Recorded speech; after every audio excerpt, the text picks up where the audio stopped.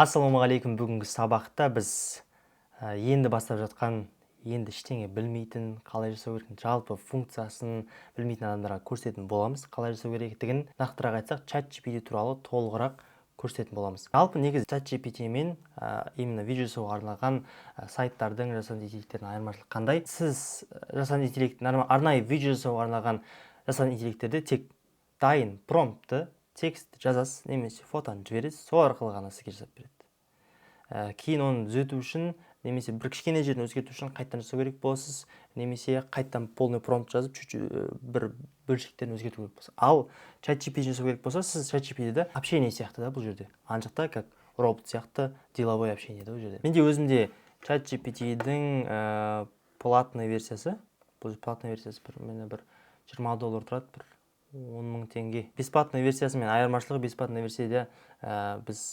фото жасайтын болсаңыз, ограничение күніне 3 фото жасайсыз. Ал платный версиясында ешқандай ограничение жоқ. Ал именно мысалы текст жасап бердіңіз, ол жерде ешқандай проблема жоқ. Текст жасап берден бесплатный версиясында істей береді. Так, мысалға ChatGPT-ді ашамыз да, мен бір не жазайын, фото жасап бердейін, какой-то бір ситуацияны айтып. Мен осындай қазақ тілінде бір промпт сообщение жаздым. Кигіз үйде үстел үстінде қымыз бен бауырсақ тұр. Фото жасап берші дедім. Кеттік, жіберейік. Ол бізге фото жасап береді. Примерно бір 2-3 минуттың ішінде жасап беру керек. Жалпы айырмашылық жағынан, егер сіз фотоны да, видеоны да жасанды интеллектті, басқа жасанды интеллектті істейтін болсаңыз, ол жерде мысалы ChatGPT-дің фото жасау үшін платный версиясын сатып керек емес сияқты менің ойымша.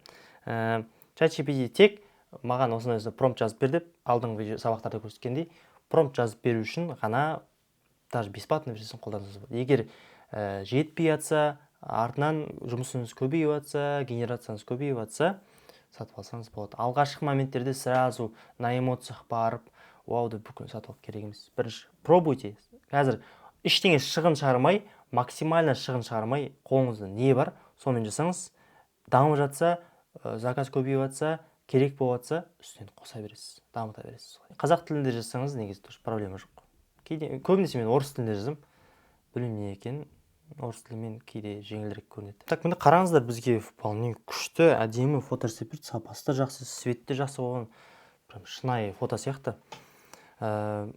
Егер сіз мысалы ChatGPT-дің мысалы ең жақсы айырмашылығы, бұл жерде мысалы бауырсақ оң жағында емес, сол жағында тұру керек болса, орын сразу ана промптты қайттан жазбай-ақ, мынаны ауыстыра сал деп айтасаңыз болады. Бұл жерде өзіне сақтау қабілеті бар.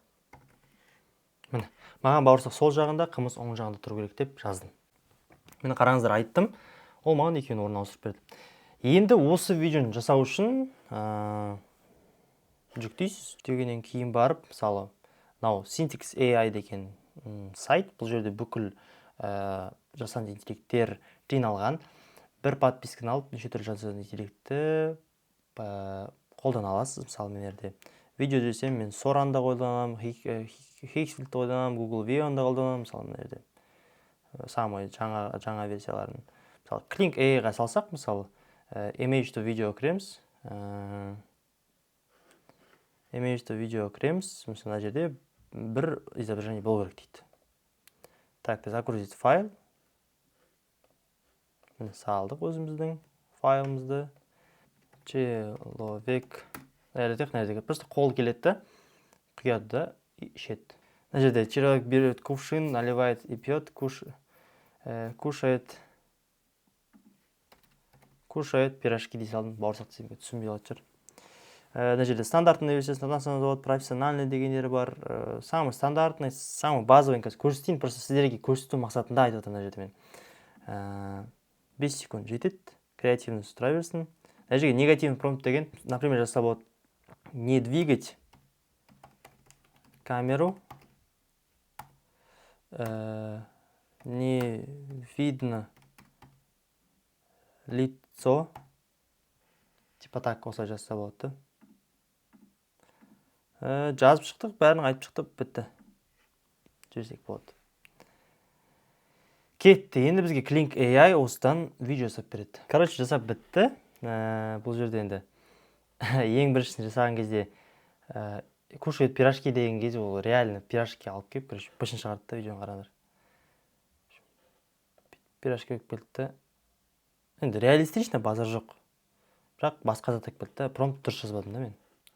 Просто жазса көрсетейін дегенмін ғой. Енді келесінде мужчина рукой берет со стола чашку и кумуза, чашку кумуза и бауырсақ деп жазған ғой.